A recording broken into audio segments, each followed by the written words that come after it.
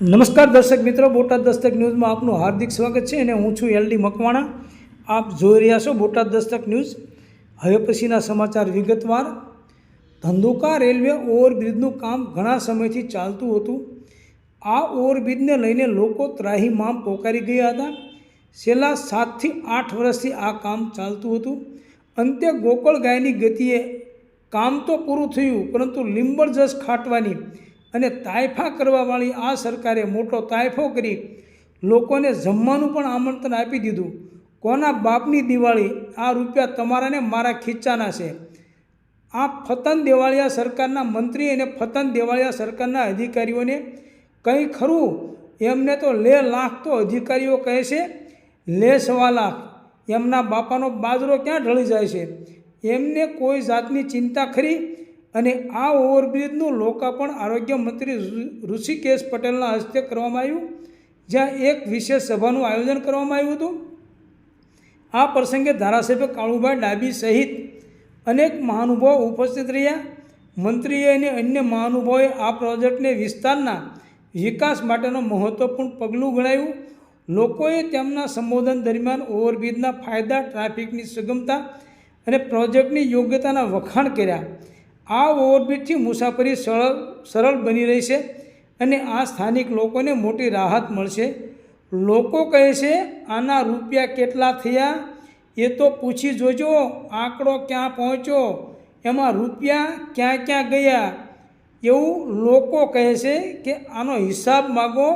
અને આ રૂપિયા ક્યાં ગયા, કેવી રીતે વપરાણા, શું હિસાબ છે?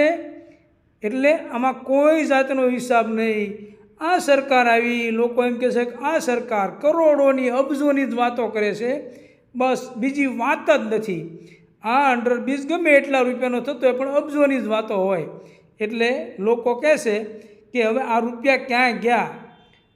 Reporter Parveen Dabhi, Botad Dastak news, LD Makwana, Botad.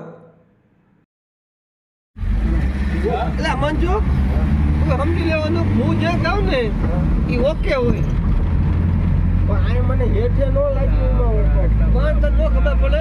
આ બધું છે ને અમારે બધું આપણું હેઠેથી કમ્પ્લીટ જતું ગયું હોય. તમે આજ આવ્યા હોય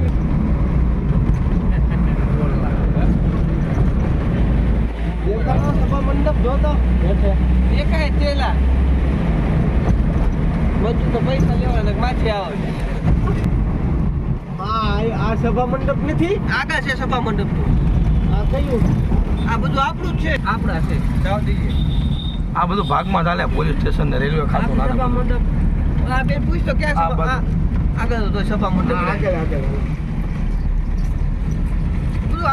જે બાપુ સ્વામી ગુરુકુળ ધંધુકા સ્વામીશ્રીનું સ્વાગત અભિવાદન કરશો.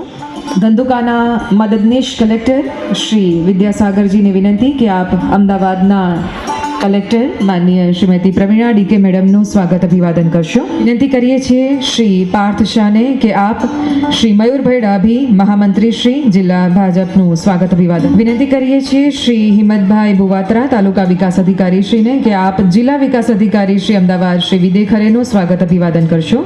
ઋષિકેશભાઈ આપણી વચ્ચે છે, ગાંધીનગરમાં કેટલા એમની રાહ જોઈને બેઠા છે, તો ત્યાં તો ખબર પડવી જોઈએ કે સાહેબ ધંધુકા છે.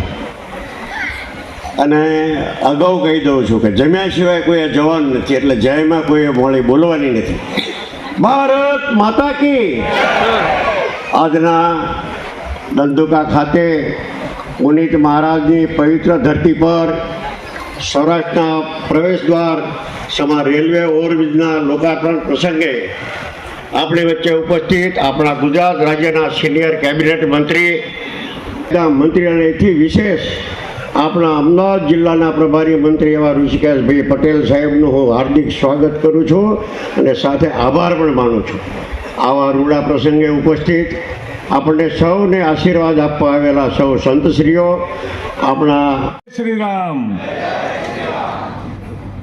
આજે ધંધુકાની ધરતી ઉપર